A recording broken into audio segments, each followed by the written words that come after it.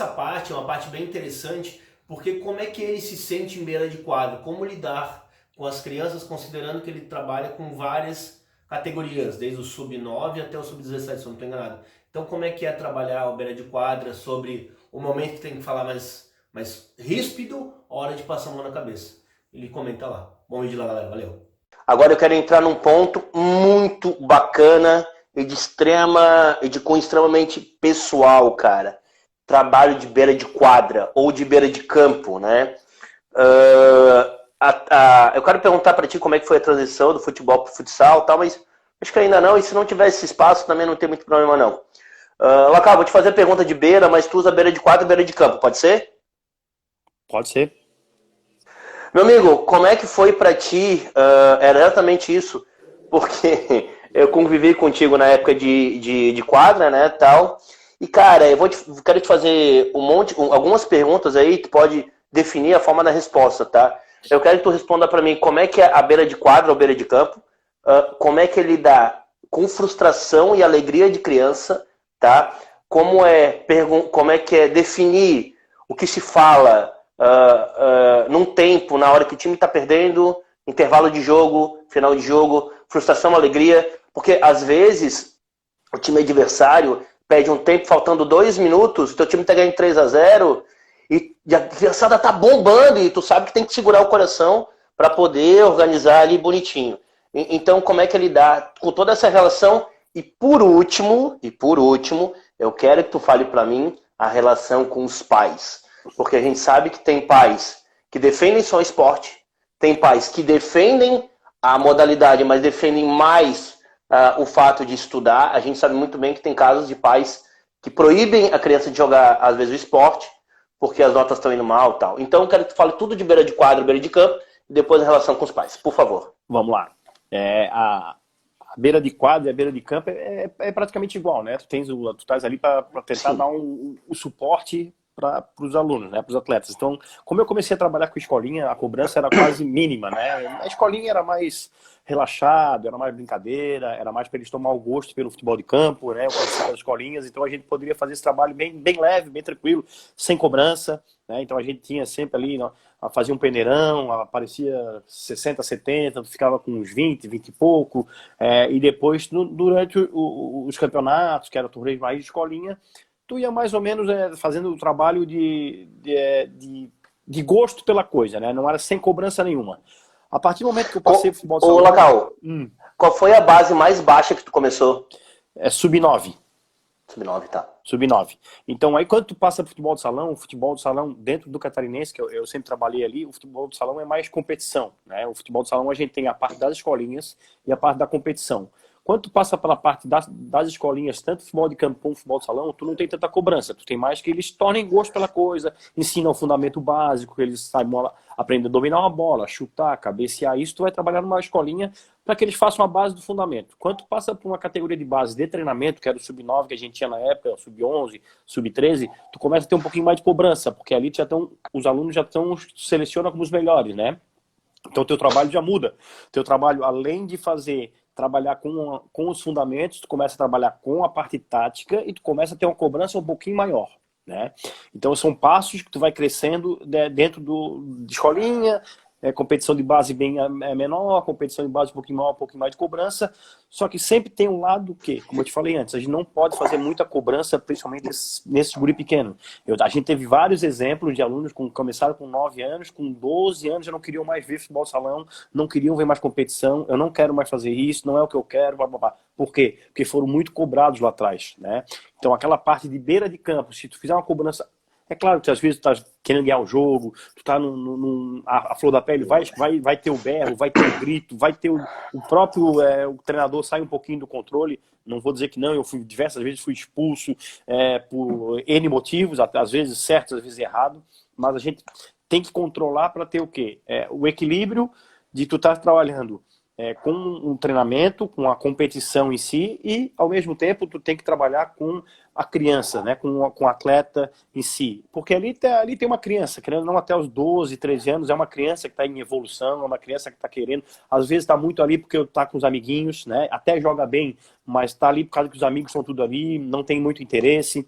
Então o teu trabalho muito de beira de quadra é mais de dar o suporte, dar o auxílio para esses atletas poderem desenvolver, do que propriamente outra coisa, né? Tu vai, no dia a dia dos treinamentos, tu vai conversar, tu vai explicar, tu vai motivar, mas no jogo tu tens que dar aquele suporte, como eu falei lá atrás. Num futebol de salão, como a gente está conversando, de 5 atletas, às vezes 2 vão funcionar no esporro. Os outros 3, se der esporro, acabou o jogo para ele. Vai se enfuxar, não vai jogar. Então tu tem que conhecer muito esse lado dos alunos, dos atletas, e saber em quem tu vai motivar, em quem tu vai poder botar confiança naquele momento da partida. Tu vai ter que saber aquele que tu vai chamar para si, e aqui, cara, é assim, vamos trabalhar um pouco mais calmo, porque tu tá nervoso. E tem aquele que, se descer a lenha, der esporro, ele vai provar para ti, que vai fazer 3, 4 gols, que deu esporro e ele vai crescer. Então esse trabalho de beira é muito interessante no aspecto de conhecer com quem está trabalhando. E na parte ali que tu falasse de tempo, de intervalo de jogo, tudo depende do que está acontecendo, né? A gente tem, às vezes, situações que tu estás ganhando o jogo 3-0, o adversário perde um tempo, quando volta para a quadra dormindo. Tu tem situações que tu estás ganhando o jogo, o adversário perde um tempo, então tu tem que saber, isso vai muito de como tu estás vendo a partida de fora de quadra, né? Às vezes tu vê uma coisa diferente, que tá toda a torcida vendo outra coisa, mas tu, como treinador, tá vendo uma coisa diferente, né? Então tu estás vendo situações que tu conhece, que o menino no treino vai fazer isso. Pô, mas eu tinha amigos meus que eu vejo jogo meu do campeonato e diziam, pô, como é que aquele teu central joga no teu time? 2 metros de altura. Eu falei, cara, ele faz uma posição ali que eu preciso ter alguém alto, que possa até, vamos supor, intimidar o adversário para os outros jogarem. Né? Então tu tem N situações assim que vai acontecer num pedido de tempo, num final do jogo tu saber conversar com os atletas o que aconteceu no jogo também é muito importante, porque às vezes acaba o jogo, tu ganha de 4-0 e tu não fez uma grande partida, tu vai fechar, eles estão tudo felizes, tu tem que mostrar para eles naquele momento ali, ó, nós ganhamos o jogo, aconteceu isso, o outro time foi melhor que a gente pode melhorar muito. Como tem situações que tu fez um baita do jogo, perdeu o jogo, tu vai fechar, estão todos chorando, tu tem que levantar a cabeça dos meninos, por quê? Pô, nós fizemos um baita do jogo, perdemos porque do outro lado tinha um adversário bom também. Então são N situações que é muito mais a cabeça e conhecer os atletas que vai fazer essa diferença para ti, né? Principalmente de beira de quadra. E local, em relação com os pais? Essa é uma relação complicada. É assim, ó, a gente sempre tenta, principalmente aí no colégio, eu sempre peço e converso com todo mundo, para os nossos treinadores agora, já que eu estou na parte de coordenação, que a gente chame os pais antes do ano e converse. E mostrem... que legal! Faz uma reunião com os pais e mostra qual é o caminho do colégio. O caminho do colégio é esse. Nós trabalhamos com alunos e não queremos craque, não vamos fazer seleção brasileira. Quem quiser ir para fora, ser jogador de futebol, as portas estão abertas. Nós aqui vamos fazer o nosso trabalho.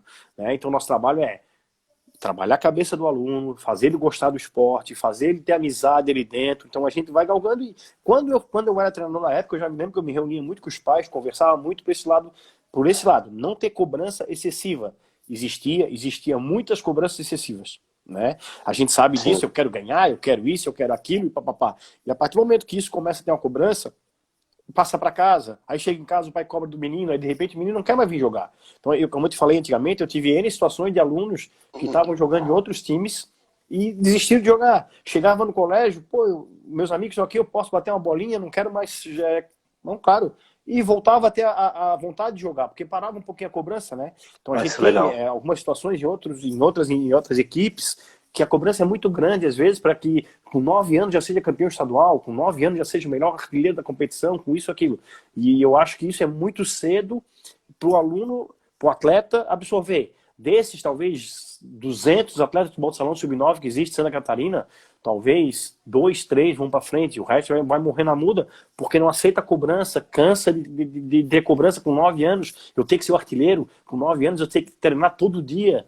Eu acho que é uma coisa que a gente, às vezes, foge um pouquinho da nossa responsabilidade, da cobrança. E eu acho que os pais, às vezes, fazem isso também. Então, quando tu chama os pais, tu conversa com os pais, tu mostra a realidade. Ó, nós queremos isso. Se nós for campeão, que bom. Se nós chegar na semifinal, que bom. Mas nós vamos fazer o nosso trabalho de base, trabalho para que saia um grupo de amigos aqui, como a gente sempre quis, que eles fiquem 5, 6 anos jogando junto e que depois vão junto para fora. E assim vai crescer. E eu acho que esse é o melhor trabalho que pode fazer. Né? De fazer o pai entender que ali, naquela situação, ninguém vai ser o super atleta. Quer ser super atleta e quer ir, as portas estão abertas. Foi para o Figueirense, não deu certo, voltou para cá, tudo aberto, tranquilo. A gente não pode exagerar na cobrança com os alunos, principalmente a cobrança dos pais, né? Porque aí é todo dia martelando em casa, todo dia cobrando, às vezes vai para o treino, berra no treino com o filho. Então é uma coisa bem complicada que a gente pede, já faz essa reunião no começo do ano. A ideia é essa. E quando se passa, quando aparece alguma coisa diferente, a gente chama, conversa, né? E assim a gente vai levando.